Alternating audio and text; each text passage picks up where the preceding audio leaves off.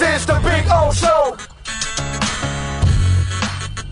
This is the Big O Show.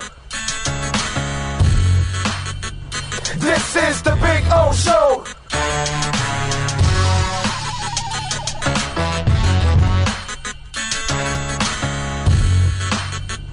This is the Big O Show.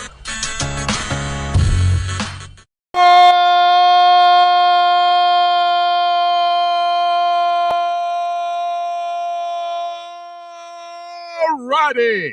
We are ready to rock and roll, baby, on a beautiful Sunday.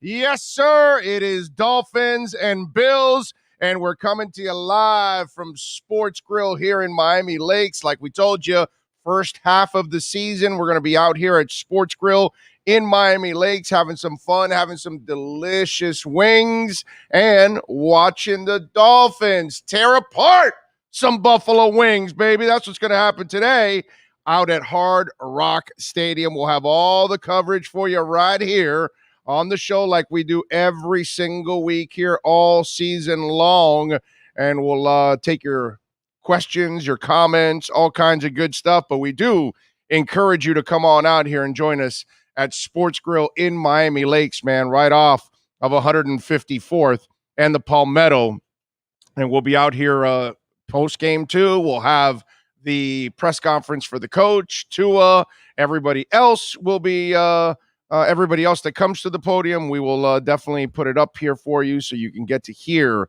the players and the coaches and their comments. Of course, by my side, Sean Stanley. He is ready also, but he's really ready more to tear down some wings here at Sportgrill more than really the game, you know, because when I told Sean, hey, we're all season long at Sportgrill, and he said, great food.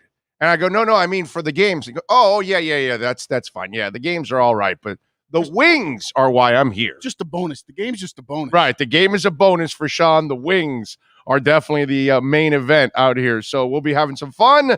Lots of things to talk about here on the show. Joe Schad is going to join us here at the top of the hour at 11 o'clock.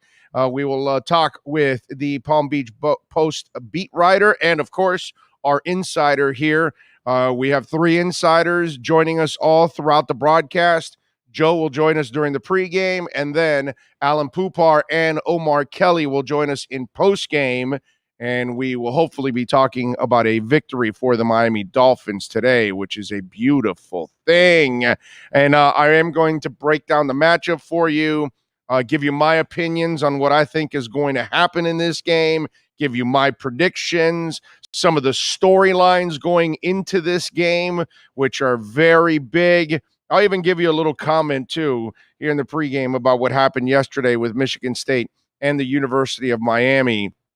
And you know what? Before Joe comes on, why don't I do that now? Why don't I talk a little bit about that mess yesterday, 38-17? And listen, I've been talking about it on my show already for a while now. Until the University of Miami administration, forget about Blake James. He's not it's like Kim Eng. Okay, Kim Eng, you cannot expect greatness from her with the Marlins if they don't give her a checkbook. If they're just going to depend on developing young players, then you're asking for lightning in a bottle, and it's going to be impossible. So Blake James, yes, this is his hire. Yes, he even spent $4 million to get Manny Diaz to get out of his Temple contract to come to Miami. I get all of that. But in the end, ladies and gentlemen, they're going to need about $12 to $15 million probably in order to get the proper head coach, offensive and defensive coordinators. Do you think this administration is ready to spend on that? And it's really what I said during the post of the game after yesterday. I told people we're back to the late 70s. Okay, look, I'm old enough to have experienced the Canes before they were the Canes. And then I experienced the Canes from, 83 through 2001. So I know what it was like before the Canes actually became the Canes. They were just the Miami Hurricanes. That's what they were. All right? That's who they were. There was no swag, no nothing. I remember when we made it to the Peach Bowl with Jim Kelly, and it was like an enormous thing in town. And it was really prideful for all of us because it's a small school. You don't expect a lot. Well, guess what? Those days have returned. That's who the University of Miami football team is from here on out. Well, I'm sorry. That's who they've been now for years. The problem is we have a lot of people that aren't willing to accept it. And just like, I would have pissed off Dolphin fans when I would tell them, it doesn't matter what happens. It's Joe Philbin, dude. You're not going anywhere.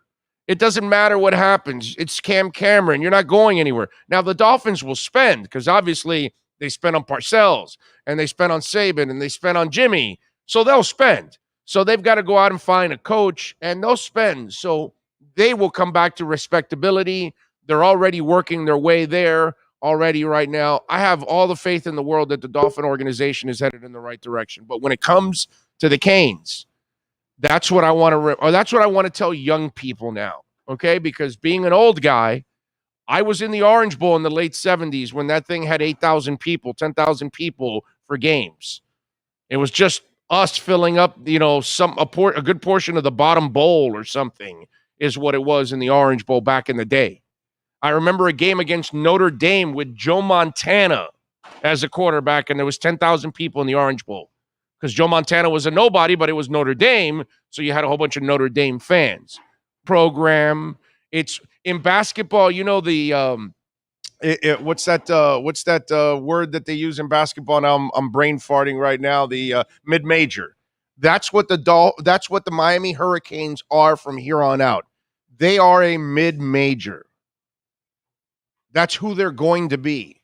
The administration, and for those of you that maybe need the wake-up call, back then we had a AD called Sam Yankovic, and he had to fight Tad Foote, who didn't care about football. Donna Shalala didn't care about football. Some of you out there, you're so young, you have no perspective. But this has been going on with the University of Miami forever, and Julio Frank doesn't care about football. And it's showing. And they're always going to get a half-assed coach like Randy Shannon, like Larry Coker, like Al Golden, and now Manny Diaz. That's what they do. That's who they've been. But back in the day, you didn't have to pay for them. So you could get an under-the-radar Jimmy. You can get an under-the-radar Dennis Erickson. And it worked out. In today's world, you want a top-line coach, you got to pay a lot of money. You want a top-line offensive and defensive coordinator, you got to pay a lot of money. And we're talking somewhere in the $11 to $15 million range for all three of those gentlemen. So until the University of Miami is willing to spend the kind of money they spend at Ohio State and Alabama and Oregon and all those other places, you're never going to get there.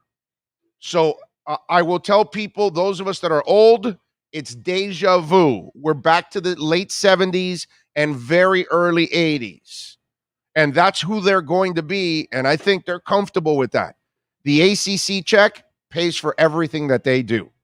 All right, let's talk football. Let's start it off with Joe Schad from the Palm Beach Post, of course, with our American Dream Lending Miami Dolphins weekly report.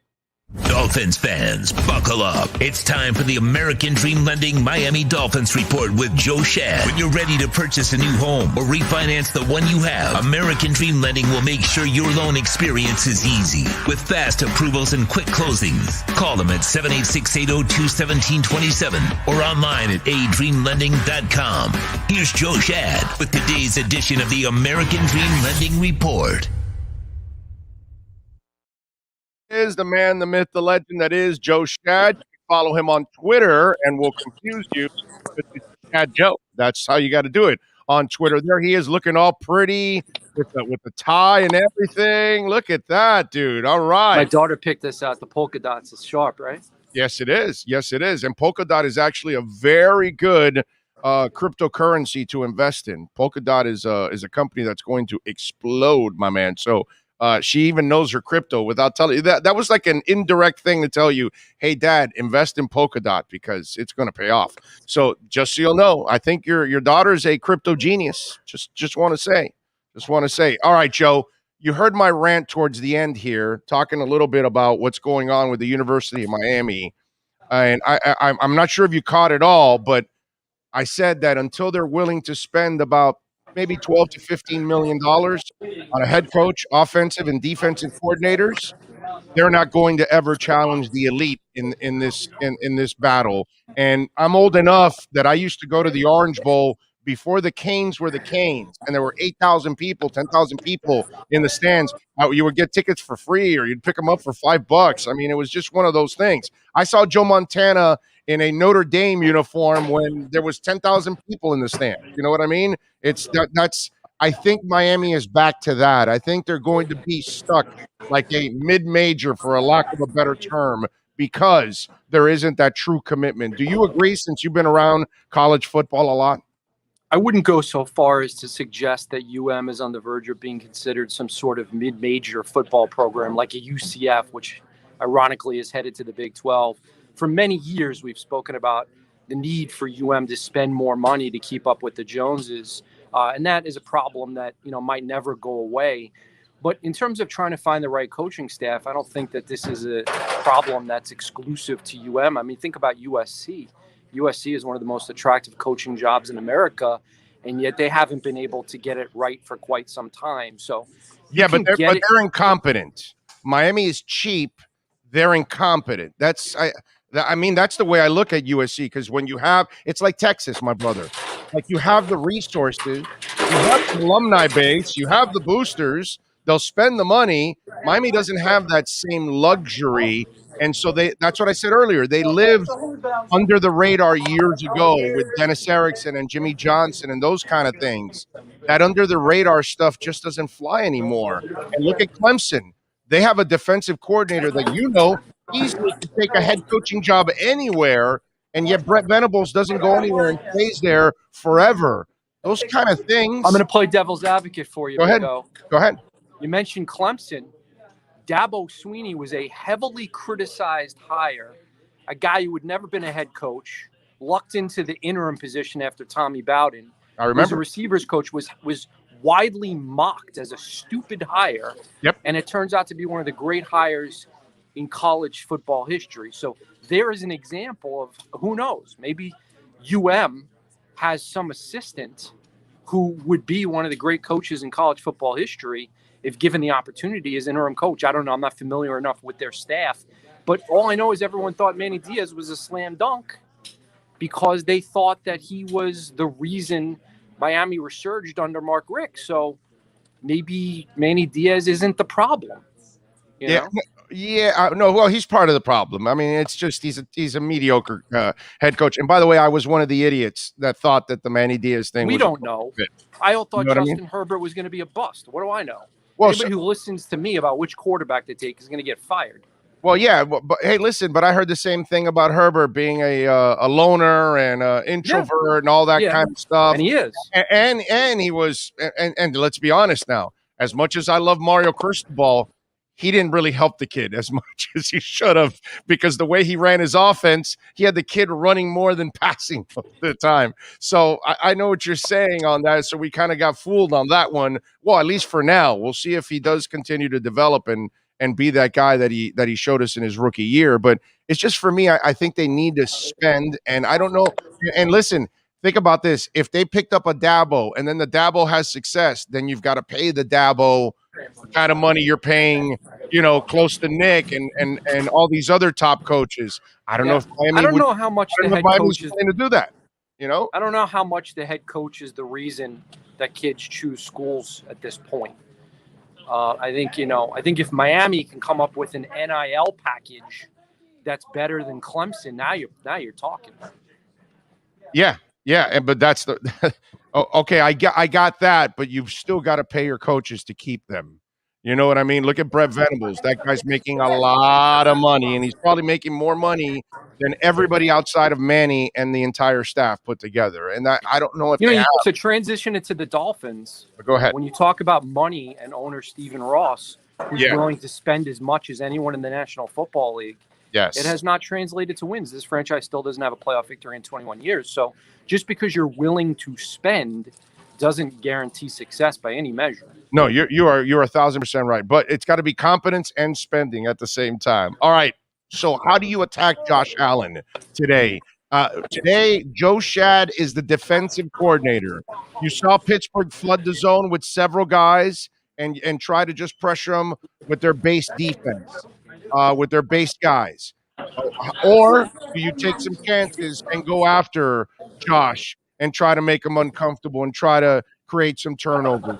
How do you attack this Buffalo offense, my friend? It needs to be a blend. It needs to be a mixture. It needs to be rushing for, corner blitz, all-out blitz. Just a crazy mixture where Josh thinks that the Dolphins are going to do what the Steelers did, thinks he's got all the time in the world, and then boom, here comes Byron Jones. And then boom, here comes Javon Holland. And then, boom, here comes Eric Rowe out of nowhere, right? So it needs to be the element of surprise for this guy.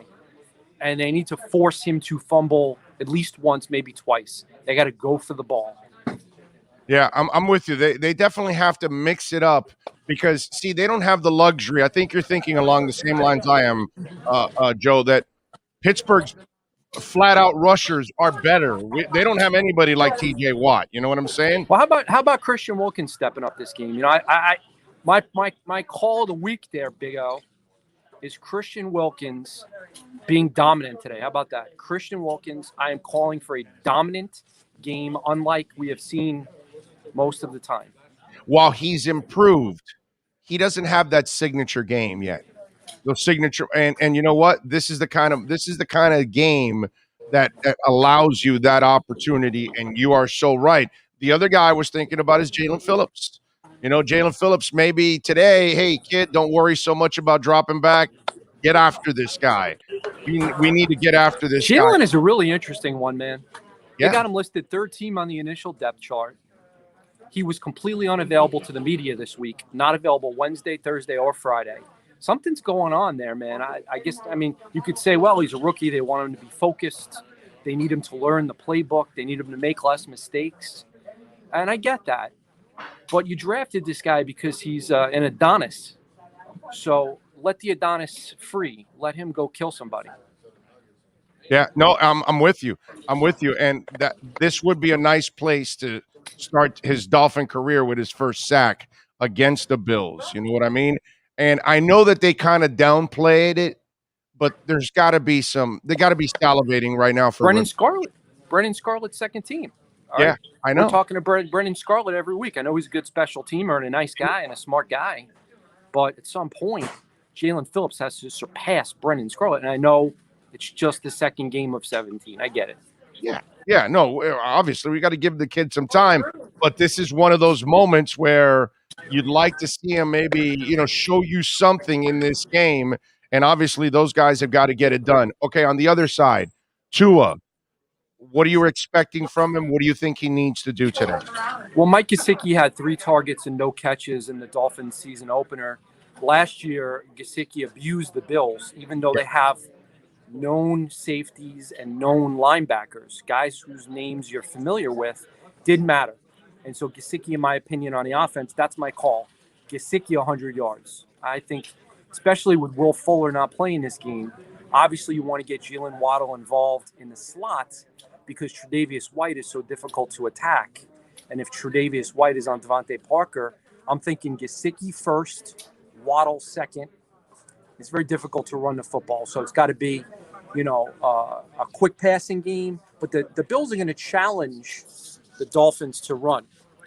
They're going to challenge the Dolphins to pass. Excuse me. Mm-hmm. And so Tua needs to, make better decisions than he made in Week 1. And I got to tell you something. I think the backs are going to be important in this game as wide receivers, actually. And Salvon Ahmed. There you go. Salvon Ahmed did not have much action last week, and I really like him as a receiver coming out of the backfield. I can see them testing their linebackers a little bit in this game with Gaskins and Ahmed. Do you agree? No, I agree. It's going to be a week-to-week game plan for the Dolphins. That's why Gesicki wasn't involved. That's why you saw other tight ends have way more snaps than him last week. And, Tre'Davious White is the first guy that you have to just completely stay away from.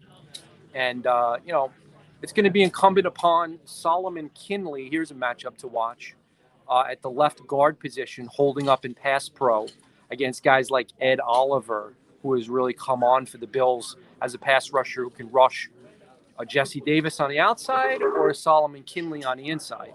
So watch for Ed Oliver moving around a little bit, and we need Solomon Kinley to step up. Will Fuller, obviously out. Joe, I'm sure you got it in your DMs, emails, whatever it is that you communicate with people, because I got it too all over the place. I was really disappointed in a lot of people assuming the worst, like, oh, this guy is, not committed to the team, this, that. And I got a real impression from Flo that this is something personal going on, family-wise or something like that. We should respect the young man and give him his space because, there are things that are more important than football, and family is one of them. And I just get the impression that that's what it is and nothing more than that. And I just hope the best for him. But I don't know if you've heard anything, anything. How do you view it? Yeah, we can't make any assumptions without having all the information. And at this point, I don't have all the information, but my, feeling would echo what you said, that it would seem to be, a personal matter in this COVID era. There's so many things that could happen, and I don't know that. I'm just saying that, until we have the information, it's not right or fair to criticize Will Fuller. And not only that, Joe, we'll wrap it up with this. He wants this more than any of us because he's on a 1-year deal. And he already missed the first game.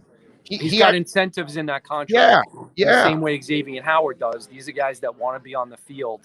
And by the way, a little quick stat for you there. Xavier Howard of the Dolphins and Tre'Davious White of the Bills, the two corners, they're 1 and 2 in the whole NFL for all cornerbacks since entering the league in pass coverage on third down. So on third down, Tua needs to stay away from Tre'Davious White. Stay away. Do not test this guy. Yes, exactly. That makes a lot of sense. All right, prediction. What's the prediction? So I have predicted the Dolphins to win this ball game by 3-4 points. I understand that would be an upset, an even bigger upset in my opinion than the first week upset that I predicted. Look, until proven otherwise, the Dolphins are going to have a hard time convincing anyone they can stop Josh Allen. Right. But Josh Allen did not look great in that first game. His offensive line looked a little bit vulnerable. And, hey, it's hot out there, Big O. Yeah. Those guys from Buffalo, they don't like it when it's they got the sun on them. So maybe they'll get a little sick and worn out. What do you think? No, I'm with you. Last week I was with you on the picking of the Dolphins. I had them 24-16. So I had one score right. Miami needed that touchdown to make it complete for me, but they didn't get it. All right, fine.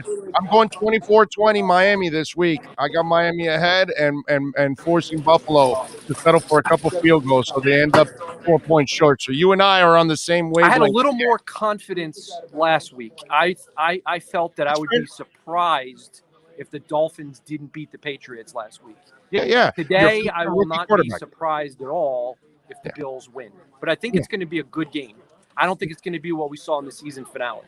No, definitely. I'm with you also on that one. I think it'll be a close game, and hopefully Tua really shines in this. You're not going to get a tie every week, just so you know. This is a special deal. All right. Yeah, that's true. Enjoy the game, my brother. Appreciate you as always. Thank you. We'll catch up later on the week. Enjoy the game. All right, there you go. The great Joe Schad from the Palm Beach Post with our American Dream Lending Miami Dolphins report. When you're ready to purchase a new home or refinance the one you have, American Dream Lending will make sure your loan experience is easy with fast approvals and quick closings. With many loan programs and competitive rates, now is the time to turn your dreams into reality. Ask about special financing for veterans. They never charge an application fee, and you will work directly with one of their experienced loan professionals. Stop dreaming and contact American Dream Lending today. 786-802-1727 or online at adreamlending.com. All right, we're back, and don't forget to call my guy Eves. You're going to get $1,000 credit towards your closing costs. All right, and closing costs are expensive. So if you get $1,000 off, that's a beautiful thing. Call them 305. This is the owner's cell number, 305-992-5218. That's 305-992-5218 for American Dream Lending. So if you want to do that second mortgage, you're looking for your initial mortgage, you want to buy a home, a condo, whatever it is, you want to take, maybe you want to redo your mortgage because the rates are down in the twos, call American Dream Lending and call Eves at 305-992-5218.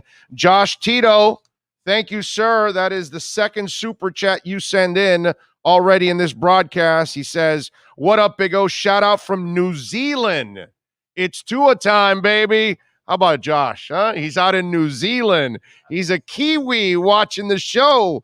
I love it. He says, this will be remembered as the day the dumbest narratives ever changed and Tua becomes elite. I love it. I love it. I'm with you, Josh. Listen, I have faith in Tua. You're preaching to the choir. The only thing I've always said about Tua is I worried about his durability. That's the only thing I worry about.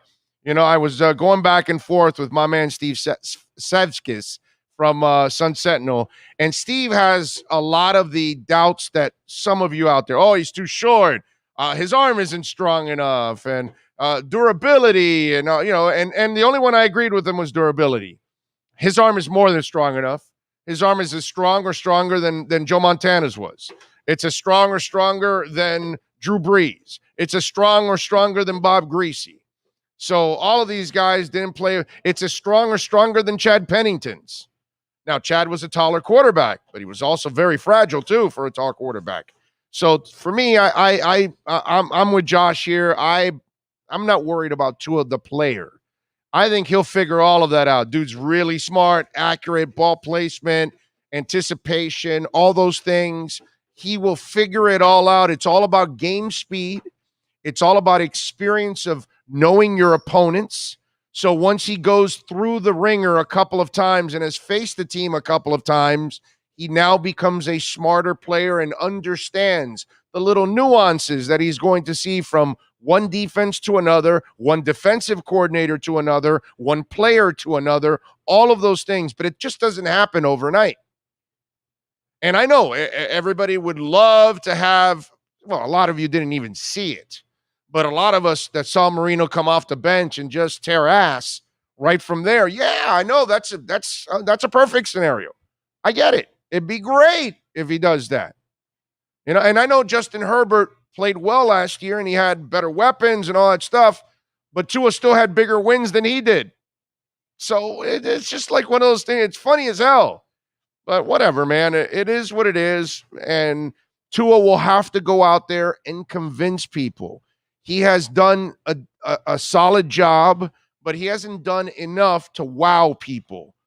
These are the wow moments right here. The Buffalo Bills at home with a packed stadium at Hard Rock with Josh Tito down in New Zealand watching. Our fans that are in Mexico, our fans that are in England, our fans all over the world that are watching this game, our fans that are all over the United States watching this game. These are the kind of moments that you win over your fans against the Bills at home, divisional opponent. These are the moments. So let's see. And look, they have the ass kicking from last year fresh in their minds. So now they've got an opportunity to go out there and get revenge. And they can talk it down. They don't have to talk it up, whatever. It's only human nature. You get beat by your friend at the park one-on-one and he had a day. The next day, you're looking to have your day. That's just the way it is. It's normal. And Miami needs to have their day today. Now, how do they do that? Well, they've got to get after this quarterback and they've got to figure it out. I know they're going to have to steal a little bit of what the Pittsburgh Steelers did last week. But the problem that I have here, and let's be honest now, TJ Watt is way better. I mean, he's the best pass rusher in the NFL. He's not better than anybody on the Dolphins. He's better than anybody in the NFL. I think nobody has more sacks than TJ Watt since he came into the league. I mean, that's the only way you can look at things. You know what I'm saying? And let me tell you something. For this game, Emmanuel Ogbah wants a new contract, doesn't he? He got close last week a couple times. He was playing like a werewolf last week, but he has to play better this week. And he's a big, strong man. He can get to another big, strong man in Josh Allen. Josh Allen's not an easy guy to bring down. And here's the other thing about Josh Allen. He is fearless. I've seen that guy take all kinds of hits, and he continues to rumble along. So this is a big, tough, strong dude. But Emmanuel Ogbah is looking for a contract, right? I just told you these are the moments for Tua. Well, hey, Emmanuel, you want that contract? You want to prove that the 9 sacks weren't an aberration last year? Let's start with your first or second sack in today's game. You want that contract, right? This is how you send the contract. This is how you send a message to the front office. Yo, you want to beat the Bills in your division? You better keep me, bitch. That's how you tell Chris Greer, I need my money. I want my money. This is a money game. This is a money moment for Emmanuel Ogbah. If Emmanuel Ogbah wants to step up to the point where he wants to be considered elite, he wants to be considered one of the better pass rushers in the league, these are the moments. Last week you were on the road. You got close, but no cigar. You got to get to it this week. You got to get it done. They had 1 sack last week. Who was it that they credited that sack to? Can you look it up for me? Or maybe it was a team sack or something. He ran out of bounds behind the line of scrimmage or something. I'm not exactly sure, but he did get one. I don't even know if it was Ogbah. I don't think it was Ogbah last week. I'm pretty sure of it. But this is your moment right here, dude. If you're Ogbah, this is the moment that you've got to come through. The pass rush, Jalen Phillips. Jalen Phillips is a young guy. I don't want to put I got to put expectations on Ogbah. I can't put it on Jalen Phillips because he's so young and he's got to figure things out. But kid, this is a great moment for you. This is a great moment for you. You've got to take advantage of this moment. And there's a little personal battle going on right now, right? Because you've got Ogbah you've got Phillips on one side and Rousseau on the other. So now the two UM guys are kind of battling each other. And again, even though you're not playing against each other, it's still a competition. And for Rousseau, it's not a personal thing, it's a professional thing. Like, okay, wait a minute, they took him before me, and I played in the backyard with the Miami Dolphins. I'm going to teach them a lesson that they took the wrong guy. It's no slight at Jalen, but that's probably the way Rousseau is thinking. And if you're Jalen Phillips, well, okay, you've been third teamer. You've been limited in snaps. You're not given the full green light yet to be opposite of Ogbah on every single down. How do you earn it, kid? You earn it by making some plays and make them in this game. That's the key. Who got it? Nobody? You didn't see a sack? Well, I went to Dolphins.com, looked at the stats. Nobody has a sack.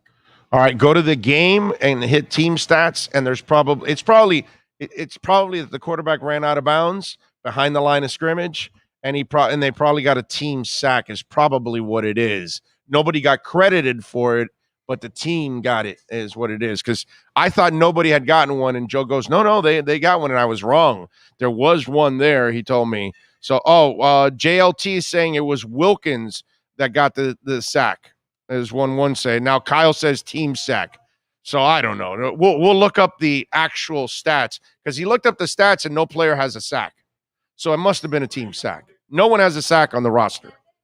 So it had to have been a team sack when it's all said and done. But Miami doesn't have the kind of pass rushers that they have in Pittsburgh. Let's just be honest here. Hayward is better than anybody on the line that they have. TJ Watt is better than anybody on the line. Now, Melvin Ingram was available.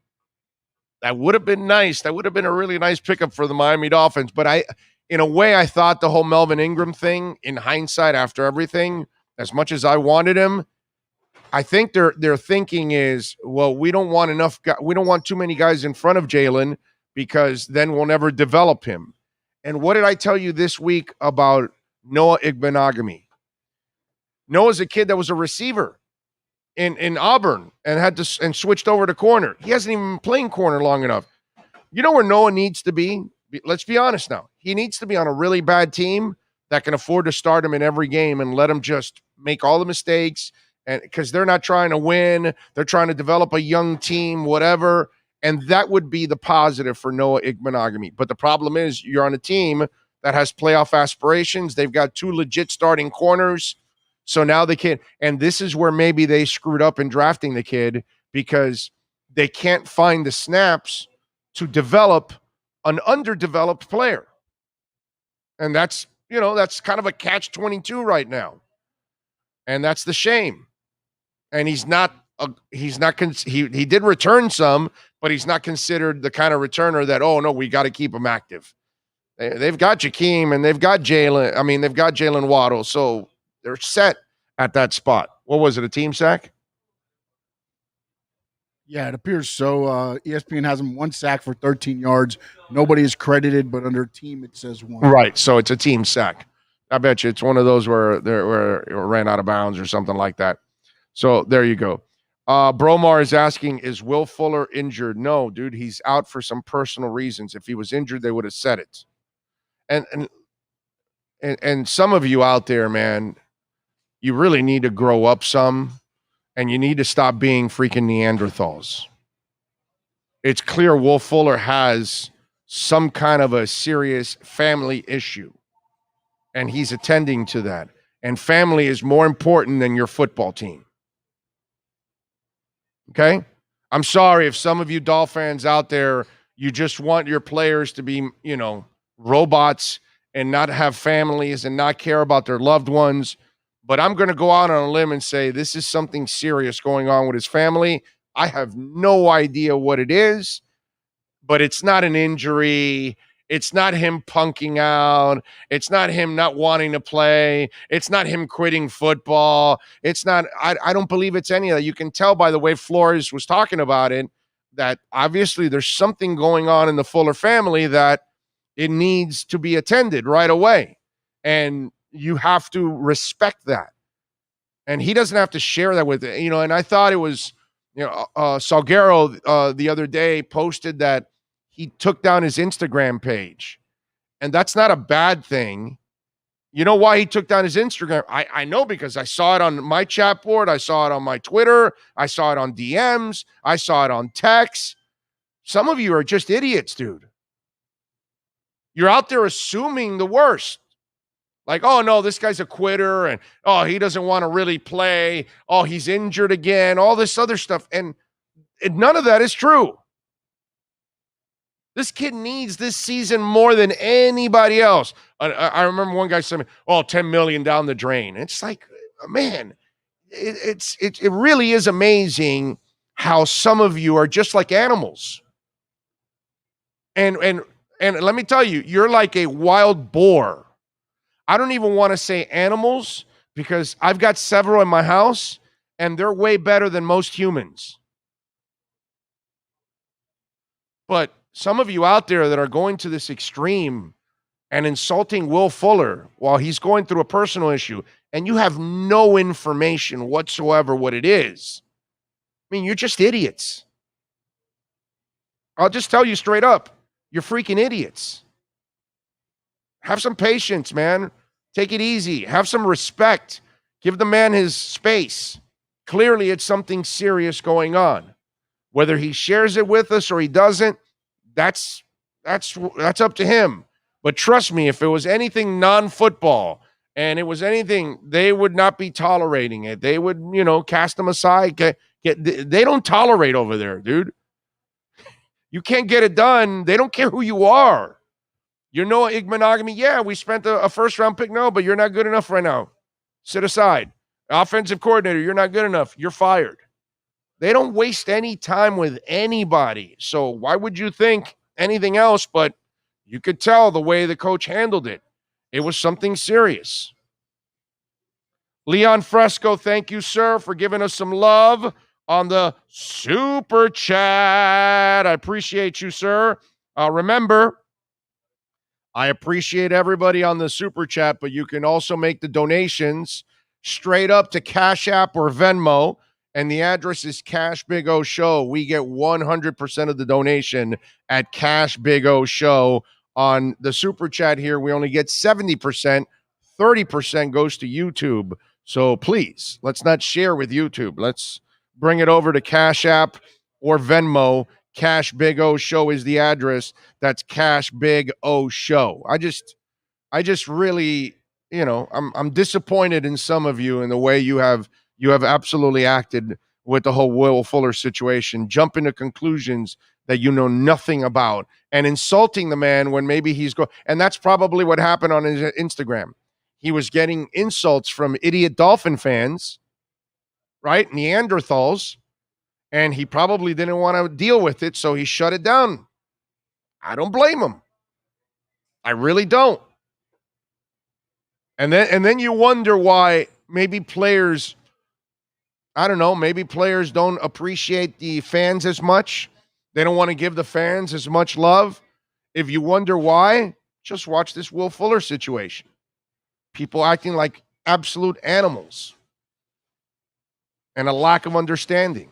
Remember, there are many ways to contribute to the program, besides, of course, Cash App and Venmo at Cash Big O Show. But if you want to reach out to us on Twitter, we got our Twitter page up at Big O Show. We've got our text page up also. We've got a text line now, 855-912-1056. It ends with a little Offerdahl, right? 56, right? So there you go, a little Strock and Offerdahl. How do you like that? 855-912-1056. So let's go. 855 is 55. Let me see. Give me a good 55. I'm trying to think of a good 55. Huh? Who was it? AJ Dewey? No, I don't think so. It's like 67 or something like that, or forgot what, or 71 or something. Forgot 55. 55. Damn. Trying to think of a 55 that from the past that we can give it to. But okay, so 955, right? So what's it called? 9. Oh, well, yeah, that's true. We could go modern Jerome Baker. That's true. That's actually true. 855. So we go 8 Jerome Baker, then 9. Who are we going with? Huh? Cameron Wake was 55? No, he was 91. Oh, okay. Yeah, no. 9, I got to go with who do we go with? Wasn't Jay Fiedler 9? So Fiedler 9, Greasy 12, and then Strock 10, and then Offerdahl 56. There you go. Igbenogamy is 9. No, we'll go Jay Fiedler. Igbenogamy does not deserve that 9 right now on the text line. You'll remember. Yeah, no, yeah. Well, no, they're remembering Igbenogamy for all the wrong reasons.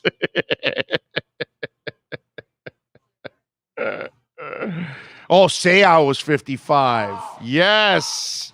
The coconut with 2 legs. Yes. Look at Alexa V is in the house. The president. Darren Lee says Fuller has been unreliable his entire career, so fans just want to see him on the field. It's frustrating, but we must respect what Flo had to say. Yeah, but your frustrations don't mean jack, dude. You know what I mean? Whatever he's going through is way more frustrating than any of you fans out there. Because obviously he's going through something really difficult right now. And what he needs is understanding and support from people, not idiots that only care about their football team. And they don't give a crap about This is why I always tell you guys, I've said this for years. People like NorCal and stuff that have been on this, watching this show and listening to this show for many years. The NFL is no different than the Roman gladiators. The only difference is the Roman gladiators died right in front of you in the Colosseum. The difference is these guys beat their bodies up. They end up with dementia, Alzheimer's, all kinds of stuff, replace knees and hips, and they're all messed up, and they're on canes and this and that, and Earl Campbell is on a wheelchair, and none of you give a shit about them the second they walk out that door and retire. None of you give a shit about them. You move on to the next guy. That's all. You don't care about Earl Campbell. You don't care that he wasted his body on that damn carpet and beat himself up. You don't care that Jim McMahon can't find his keys. That's the problem. You just look at them as chessboard pieces. And that's it. And that's the sad part, that's what's developed in this world and the way we treat these athletes. It's pretty gross, to be honest with you. Let's see. 2 straight weeks inactive for the Dolphins. Iggy, he is a complete bust, and Chris Greer needs to pray at this point. Austin Jackson becomes a formidable left tackle. This is a nightmare for Miami. I think they're 1-0, Bromar. I think they won 10-6. You're the problem, Bromar. You're the problem, dude. You're the guy that's killing yourself worried about that. Meanwhile, they're 1-0 and they got a chance to go 2-0. That's the dumbest thing that's out there, is people like Bromar that all they want to do is focus on negativity, bro. There's nothing negative about what's going on with the Dolphins. But when you got fans like Bromar Smelly, and that's his name, Bromar Smelly, then you know what I mean? It's pathetic. It's absolutely pathetic. Right now is a time where we feel good about what's going on. They're 1-0. They're overcoming it without Will Fuller. They're overcoming it without their extra first-round pick not getting it done. They overcame it last week without Austin Jackson really playing much, without Adam Shaheen playing at all. But instead, you have your fans that all they want to do is slam Will Fuller when they know nothing, or you got people like Bromar that all they want to do is bitch and complain. They don't care about the good. They only worry about the things that aren't going well, and they want to bring that to the forefront. It's sad, dude. It's pathetic. Just is. And Bromar, bro, change your ways, dude. Change your ways, because you're a bitter human being. You're one dude I don't want to hang out with. Okay? You're definitely a dude I want nothing to do with. You know why? You hang out with me, all I'm going to do is tear your ass apart, bro. I'm going to laugh at you. I'm going to make jokes at you. I'm going to rip your ass. I'm going to tear you down just like what you're doing. Sad, dude. Really is. It's game day. Got the Bills in town, and you got that dude worried about Noah Igbenogany. That has nothing to do with the game plan. And he can't play on the boundary anyway. They got 2 starters that are better. So, what do you want them to do? Yeah. Big O, if they lose to the Bills, do you still feel good about the Fins? Yeah, why wouldn't I? Dude, listen, I'm not you, bro. I'm not you, my man. You're a bitter sumbitch. That's it. That's all. We are playing a solid December saving who and when we can. We are, yes. Whatever that means. I'm not sure what that means, Kyle. Finns can be idiots. See some of the comments. Yeah, I know. I think today will be the unleashing of Jalen Phillips as the Josh Allen spy. This is the reason he was drafted. At least I think so. Leon, there's no way he's drafted for that right now. You have to put Jerome Baker on him. You have to put experience, my brother. You cannot put a rookie out there doing that. I don't think that would be a good move. I think Jerome Baker would be the guy that I would spy Josh Allen. That's what I would do. Diane Mayer says, Fuller is out, personal reasons. I wish him the best, but everything is speculation, including family matters for which there is zero evidence. That's right. But until we have evidence, reacting like an idiot doesn't really sound like the right way to go about it. I understand fans being negative. The team has kicked us in the teeth for decades. I don't. I disagree with you, Diane. What does 5 years ago and 10 years ago have to do with Flo and Greer? Has nothing to do with them. They weren't in charge. So since they took over, that's when I clean the slate every time somebody starts. I don't blame them for the last 5, 10, 15 years. That's not their problem, dude. So I couldn't disagree with you more. All I see is a franchise that's getting better. That's all I see. I don't know what you guys see, but I see a Dolphins team that's getting better. Lisa says, I can't handle all the negativity. Let's enjoy the game, people. Give our team fins up, baby. I'm with you. I'm sure they hid a lot of things last week, so the Bills didn't have to have tape to study. I don't know about that, my brother. I think you do what you have to do to win the game. You only got 17 of them, so you've got to do whatever you can. And starting off 1-0 and winning a road game in Foxborough is just an absolutely beautiful thing. I mean, it is absolutely awesome to be able to do that overall. So I think you do whatever it takes in the game plan. Now, remember, the quarterback you faced last week doesn't have the mobility of the quarterback this week. The quarterback you faced last week doesn't have the experience of the quarterback this week. The defense you're facing this week is better than the defense you faced last week because they can actually get after the passer. They got a good front seven, but their secondary is way superior to what New England has. So this is a different monster on offense and on defense. Cameron Wolf, by the way, is reporting that Preston Williams is active for the Dolphins' first game since his season-ending foot injury. On the other end, 2020 first-round pick Noah Igbenogany is a healthy scratch for the second straight game. Other inactives, Will Fuller, Trill the Thrill Williams, Hunter Long, Elijah Campbell, and Greg Little. So there you go. Those are the inactives. Most of them not a surprise, but that's a pleasant surprise to get Preston Williams back in the mix. Let's see how he plays this week. So while you lose Will Fuller again this week, you now gain Preston Williams and Adam Shaheen. Let's not forget that Adam Shaheen is back, dude. So this is going to help this team too. I love the fact that Tua now has 2 pass catch. That's why Hunter Long is now inactive this week. So now you've got what's it called? Adam active and ready to go. I like this a lot, man. I think this makes a lot of sense right now with that.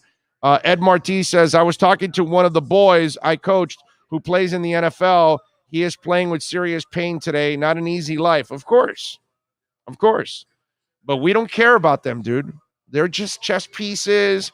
And once they're done, we cast them aside and we look for the next guy to take over. And that's who we cheer. And we don't care about anything else, dude. It's sad. Alex says, need to enjoy the game. If they win, this is a huge momentum boost. But if we lose, we need to stay positive, people. I mean, it's if you lose, you're 1-1. It's not the end of the world. There's 15 more games to play.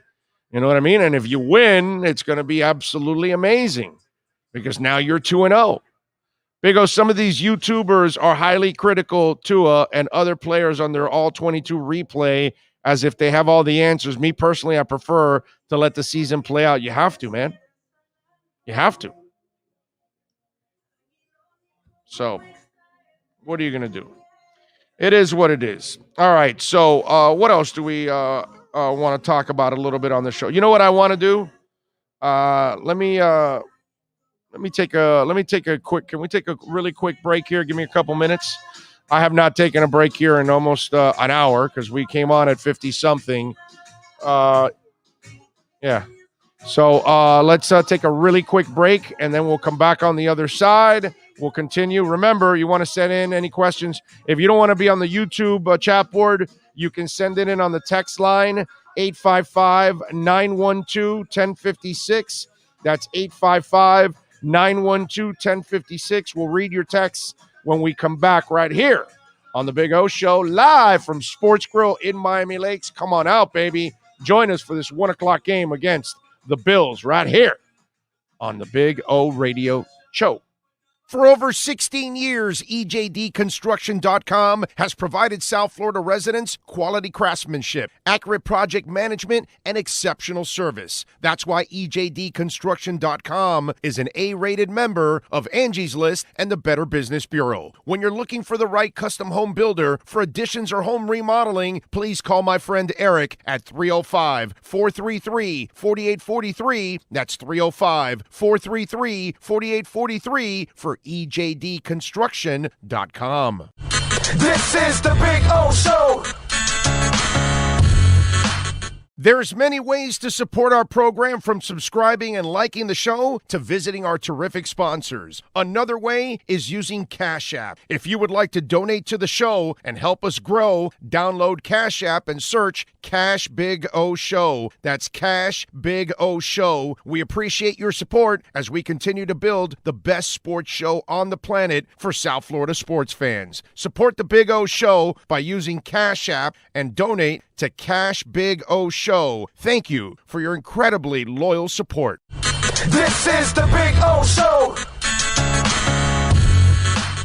There's no need to drive around South Florida wasting valuable time looking for a new or certified pre-owned Acura. Go to the #1 volume sales dealership in the Southeast United States. Craig Zinn's Acura of Pembroke Pines. Purchase with pace and space in a dealership tailored to your needs. From home buying to providing that personal touch. Contact the 2020 Satisfaction Award winner Craig Zinn's Acura of Pembroke Pines. 888-776-5123. That's 888-776-5123. Or visit them at 15601 Pines Boulevard in Pembroke Pines.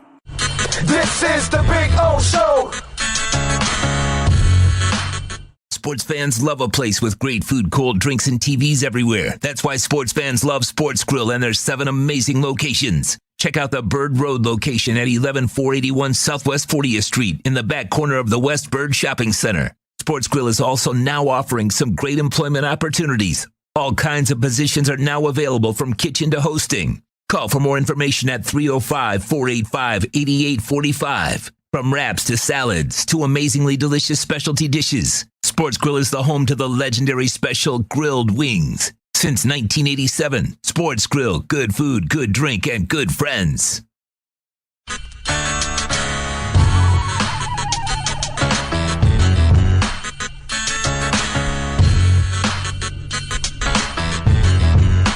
This is the Big O Show.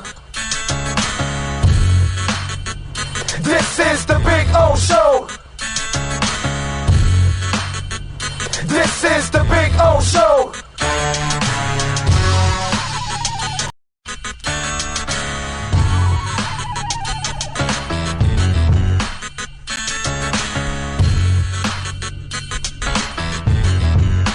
This is the Big O Show. This is the Big O Show. This is the Big O Show.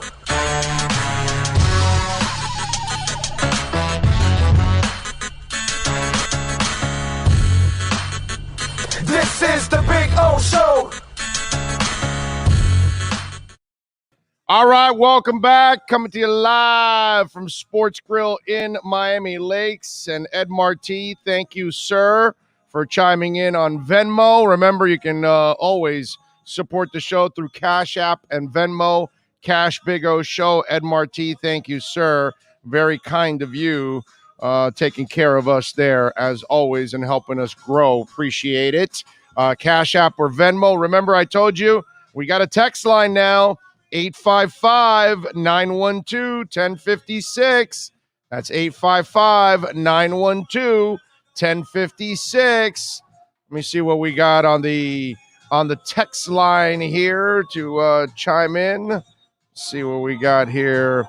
I think some of these broadcasters have no idea what being a fan means to a team. The players look to us for support to give them confidence and belief that they are ready for glory, instead of our own writers act like it's time to another rebuild as they second guess coaches and a draft pick instead of inspiring them to cast doubt. You, my friend, definitely have been one of the stands with them, and I love that. Now, listen, I've done my share of pissing off Dolphin fans in the past, whether it's during the Joe Philbin era or Cam Cameron or some of the clownish things that went on during the back end of the Wanstead era or Sperano or whatever. So I call it like I see it. Now, I'm one of the few, I guess, in the media that thinks that this team is headed in the right direction. You know what I mean? I'm sorry. That's what I see. Now, I'll tell you this. It's not the media's job to root on the players or to make them feel better. That's not their job. Their job is to report what they see, whether it's right or wrong. Whether if they think the team is struggling and somebody else thinks they're really good, or if somebody thinks they're, they need a new wide receiver and somebody else says, no, they're fine at wide receiver. Everybody sees things differently. It's sports. That's just the way it is in sports. So we can't expect them to want to, respond in that sense like fans. That's really not their job. Let's see, what else do we have here? Big O, Fins 23, Bills 21, Fins for life. Thank you, sir. Appreciate you. A nice little prediction there. What else do we have here? Big O and team, I live in Texas, and I've been a Dolphins fan or fanatic since 1971. Found your show through another Dolphins page recently, and let me tell you, you are great, man. I like you. Got a great feeling about our front office and coaching staff. Feel like they're building something for the long haul, and man, it feels great. The next decade will bring us into a time of a championship consideration regularly, no doubt. Keep speaking the truth, my brother, and let's take care of business today. Got to get back to your show. Fins up. Thank you, sir. Appreciate you out in Texas. You didn't put a name. I love when you guys put where you're from and definitely put a name, man, so I can, kind of give you a little shout out there. RVA, Richmond, Virginia, says, amen to you, Big O, in reference to Fuller. Athletes are human also. Good job. Appreciate you, Ernest. Thank you out there.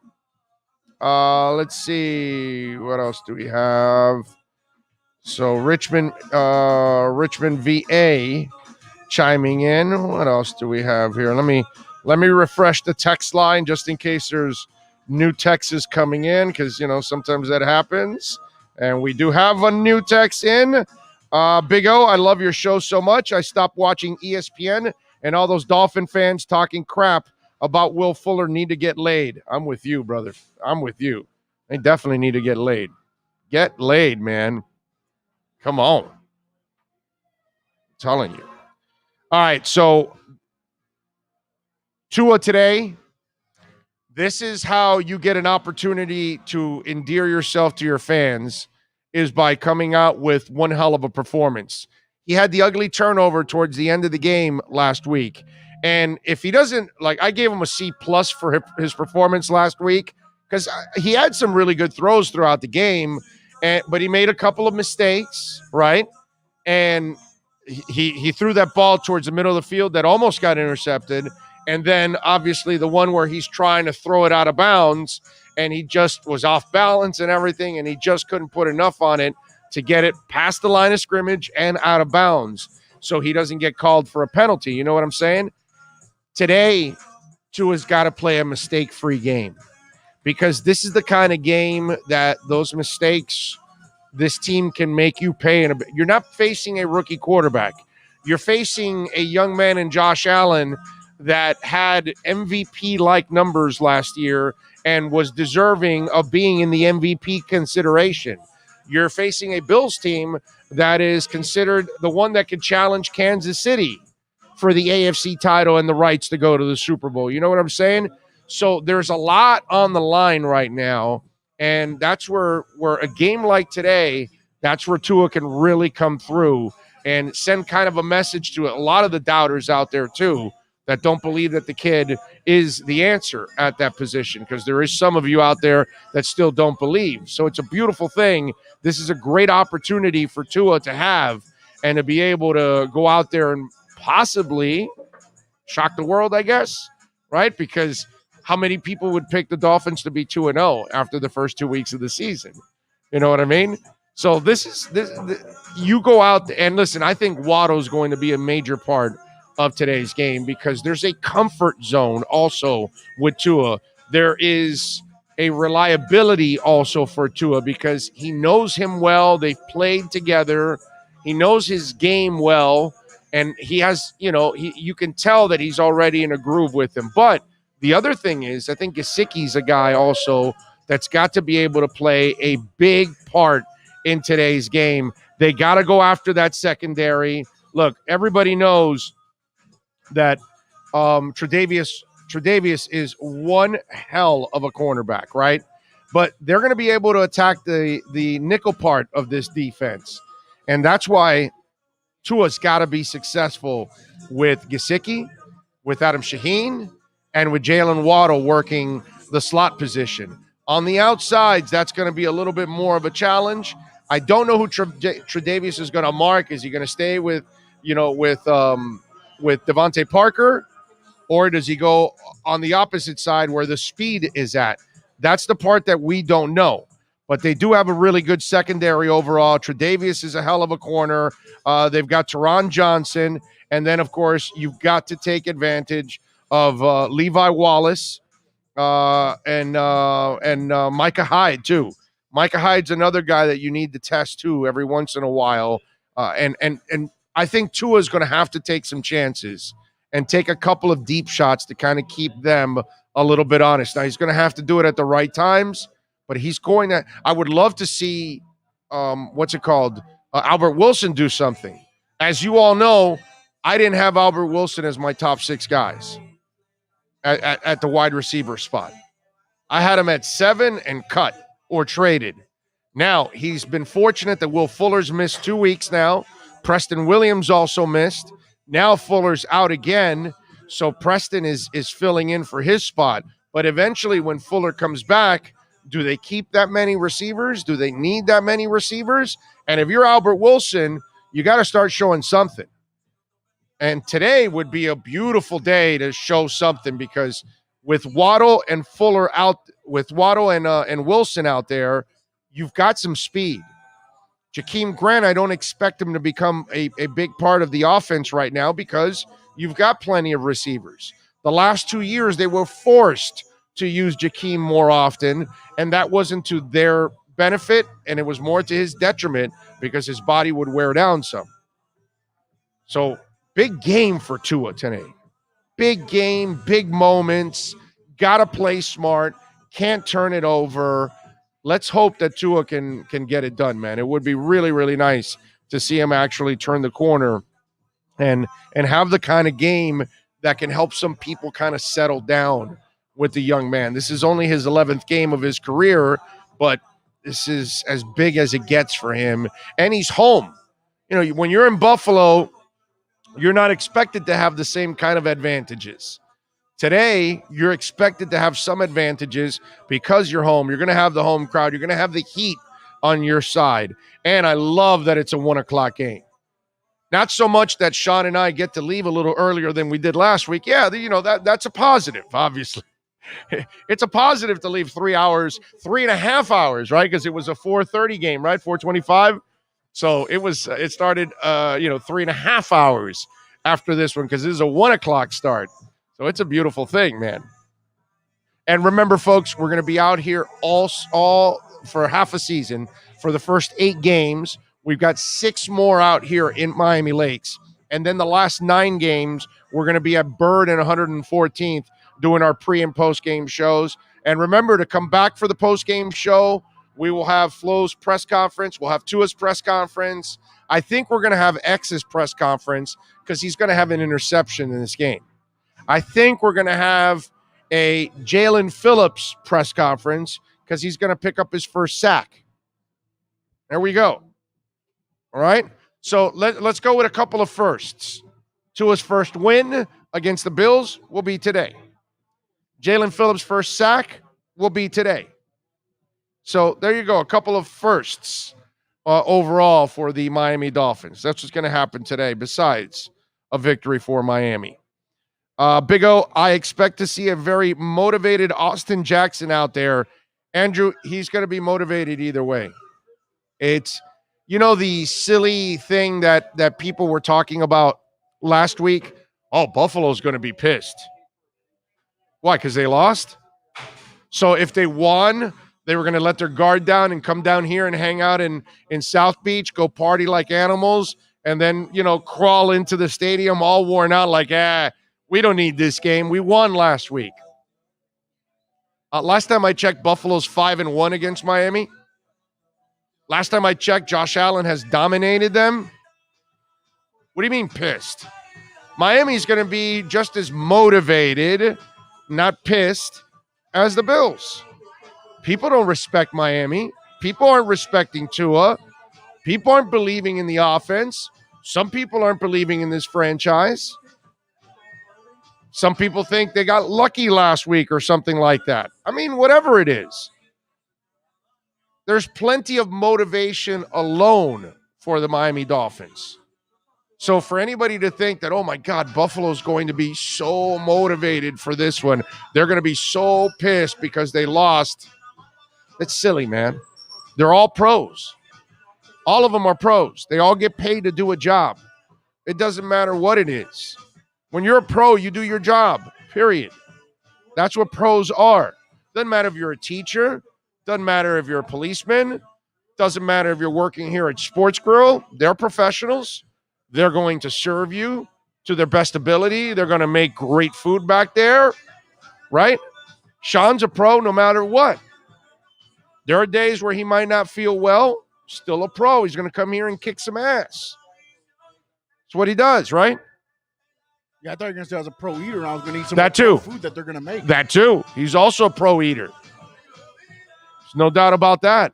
I mean, we're pros. That's what you're supposed to do. You do it in your job. Every single day that you go there. Sometimes you go and then you're not in a good mood. But overall, you got to go out and perform. So Miami, Austin Jackson will be motivated because you don't believe in him. Austin Jackson will be motivated because he hasn't arrived yet. He hasn't turned the corner one bit for the Miami Dolphins. He's been all right, but he hasn't been good or great. And at one point or another, I would imagine that that's his goal. He wants to be a great offensive tackle, right? So in order for him to be a great these are the kind of moments. And let me tell you, it's not just an Austin Jackson thing. It's all five guys have to be absolutely outstanding today. They've got to give Tua time. They've got to find a way to run the ball and keep these guys honest. And as I told Joe Schad, and I'll tell you now, just in case you didn't hear the interview with Joe Schad, and of course you can rewind all the way to the beginning, about 6 minutes in, and we start talking with Joe Schad. I really feel like the running backs will be a factor in this game. And what I mean by that is, I think, they're going to try to run the ball, but I think Gaskins and Ahmed will be used as wide receivers coming out of the backfield here. They're such good wide receivers. I think you can test our linebackers in coverage quite a bit. And Ahmed has got some really good speed. So I think he can really test those guys. And I think that's to Tua's advantage when you get those guys in there. Let's see. What else do we have here on the text line? Rosendo says, with 12 holding calls, the Bills' O-line looked terrible. Time to exploit the Bills. Well, we'll see. I mean, Miami has to come up with the kind of pass rush that Pittsburgh had. That's tough, my brother. That's tough. They don't have their kind of pass rushers. But again, it would be nice for Christian Wilkins. It would be nice for Jerome Baker to get to the quarterback once or twice today. It would be nice for Jalen Phillips to do something. This is the game that Emmanuel Ogbah must have. This is the one right here. And listen, if he's just simply motivated for his contract, he's got to get it done. Seiler has got to be lights out in this game. They're going to get Devin Singletary involved a little bit more in this game than they did last week. They got him involved more in the passing game, and they got him more involved in the running game at the beginning of at the second half of the game. Now, look, let me walk you through this. When you look at what happened with the Bills last week, and you look at their stats, let me read this to you here.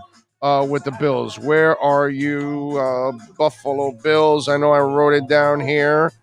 I have the damn stats. Damn it. Where are you? Wow. They kind of kept them very pedestrian in their attack. They didn't really put up great numbers. And Miami has got to find a way to do the same thing in making them pedestrian, because if they don't, it's going to be a really long day overall for the Miami Dolphins. I know I wrote the damn stats somewhere, and I don't know why I can't find them now. But you look at Singletary stats, and while they weren't the kind of stats that looked like you really stacked up a lot of yards, they were still pretty efficient overall. And if you gave him a bigger amount of carries, he would end up actually having a pretty good day. Allen, by the way, threw 51 times, completed 30 for 270 yards and only one touchdown. That's enormous. If you can do stuff like that, then you're going to put yourself in a pretty nice position to win this game. But somehow or another, to make them pedestrian is not going to be an easy thing for the Miami Dolphins. But that's what they're going to have to do. They're going to have to figure out a way to make their stats pedestrian in order to have success out there. And we'll see, man. I thought I wrote, I was pretty sure I wrote them down, but I don't know why I can't find them now. Way to go. Nice job by me. Damn. Thought for sure I had them, but unfortunately I don't. Oh, well. What can I tell you? I thought I had it here. That sucks. All right. But anyway, it was none of their receivers. The receivers were at 60, 70 yards. They had 8, 9 catches, whether it was Beasley, whether it was Stephon Diggs. None of them had 100-plus yard games, multiple touchdowns. None of that happened last week for the Bills. I'm not sure if Miami can do that, but they've got to try to that's why the score was what it was. They didn't go out there and light it up. And that's going to be very important, that you make them somewhat pedestrian in their offense. And listen, this year, let's hope that Jones can stay healthy, because he got injured. Noah came in that one game, and Diggs took advantage of it, and Allen took advantage of it. Now you got both corners are healthy, and they're playing today. Hopefully they can stay in the game. You've got to make sure that Stephon Diggs does not have any success whatsoever today. Talk about trying to keep a dude pedestrian. That's the guy you got to try to keep pedestrian in a big-time way. Let's hope they can do that. We have disguised our defense better. Well, we'll see if they're able to disguise that. Let's see. I see you guys are connecting with each other. Mob Rule says Buffalo's so scared they sent trolls for hire. Turn up the heat, turn up the noise, hit them in the mouth. I don't know about if they're scared. I think they're really cocky as it is. I think the fans are going to be really cocky. Players, obviously, they're going to be focused like every game that's out there normally. There you go. Rocco thinks, yeah, you're right. Miami's horrible. They will lose today. There you go. See, you got plenty of folks that aren't going to believe in Miami. JLT says, I think this D-line we go against today isn't better than the D-line from New England. Let me see. I would say actually, Jerry Hughes, Star Latulele, although Star Latulele is a little banged up, Ed Oliver's pretty good overall. Mario Addison's pretty good. Gregory Rousseau they added also. AJ Epinesa. I don't know. I got to tell you, I think it's actually a pretty deep front. It's a physical front. It's a big ass front too. With Latulele and Oliver in the middle, those are some hogs, dude. And then their linebackers, obviously, Tremaine Edmonds is pretty damn good overall. I don't know. They got a pretty good front seven, my brother. I think it's kind of you might be right, a slight edge to the Patriots, but I give Buffalo the total edge because of their secondary. And that's one of the things I talked about earlier. You might be right. If we get into the discussion man for man, maybe Patriots do have a little bit of an edge. Buffalo's still damn good, but what makes their front even better is their secondary is better than the Patriots in my eyes. That's my opinion. Maybe some of you won't agree with that, but maybe you won't. You guys can't talk about week 1 loss to the Steelers. Steelers' best defense in the league, and week 1 is crazy different than the rest of the season all the time. Actually, we can talk about everything that we want, and I was very honest about it. I don't think Miami has Pittsburgh's pass rushers, so I don't think that Miami can play the kind of style that Pittsburgh did the entire game. Miami will have to mix it up, and they're going to have to rush and blitz Jerome Baker. They're going to have to blitz a corner. They're going to have to blitz a safety. They're going to have to get after him one way or another. By the way, we're out here at Sportgrill in Miami Lakes. Still got plenty of tables, so come on out here, man. We got 45 minutes till kickoff, so come on by, hang out with us, watch the game. I do watch. Sean and I sit here and we watch the game and enjoy all the action, so please come on out here and join us, man. Would love to see you out here with us and cheering on the Miami Dolphins. And then we'll be here again for the post-game show, and we'll carry the Flow press conference. We will carry, of course, the Tua press conference and some of the other players also. Don't forget that, of course, we are on daily, Monday through Friday, starting off at 10 a.m. from 10 to 1 on average, right here on our YouTube channel, and then everything is podcasted after, and all you have to do is search Big O Radio Show on all platforms. So if you're looking for the podcast, Big O Radio Show all over the place. If you're looking for the YouTube channel, Big O Radio Show is another way that you can find the YouTube channel. And again, we'll be here for the first 8 games of the season, and then the next 9, we're going to be out at Bird Road and 114th. We'll be out there for the second half of the season. And once the Dolphins make the playoffs, if the location in Doral is open, we will be in the Doral City Center, because there's a new Sportsgrill going to open there in the Doral City Center. And if that is open, we will do it from over there. We might do it from over there if it's open by the end of December, early January, with some of the regular season games. You never know. Ronald DeVoe says, Big O, love your show. You always keep it real. Dolphin fan base are so negative. It's ridiculous. Let's just be happy we're 1-0 and got to win this game representing Fort Lauderdale. There you go, sir. Thank you. Fitzpatrick was way better than Tua. I say Finns don't put up more than 20 points. There we go. Vlad says, last year you had Fitzy.